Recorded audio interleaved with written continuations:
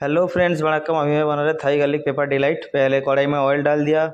अभी डाल रहा है chop garlic, chop ginger, dice chilli, dice capsicum and dice onion. उसको अच्छा से ऑयल के साथ टॉस कर लेगा। उसके बाद ऐड करेगा lemon grass chop and गलंगल chop and BECIL leaves डाल दिया। उसको अच्छे से टॉस कर लेगा। उसके बाद इसमें सीजनिंग सॉस वगैरह डालेगा।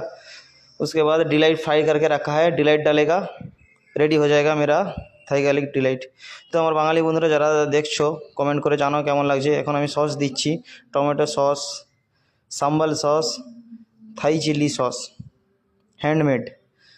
সিজনিং করছি এখন salt, sugar, aromatic powder, black pepper powder, white pepper powder and Kashmiri chilli powder. আর একটা সিক্রেট সস দেওয়া আছে, তোমাদের দেখালাম না, পজ করা আছে।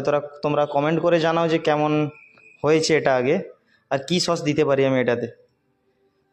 তো চলো, এখন আমার সসের কাজ রেডি। এখন অ্যাড করছি ডিলাইট।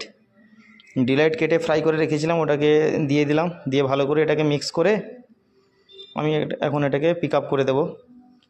যাই হোক, তোমাদের যদি ভালো লাগে আমার ভিডিওগুলো, একটা লাইক করে দাও, আমার পেজটাকে ফলো করে দাও, যাতে এরকম খাবার ভিডিওগুলো তোমাদের কাছে তাড়াতাড়ি চলে আসে। রেডি হয়ে গেছে আমার থাই গার্লিক ডিলাইট। তো চলো, নেক্সট ভিডিও আবার দেখা হচ্ছে। টাটা।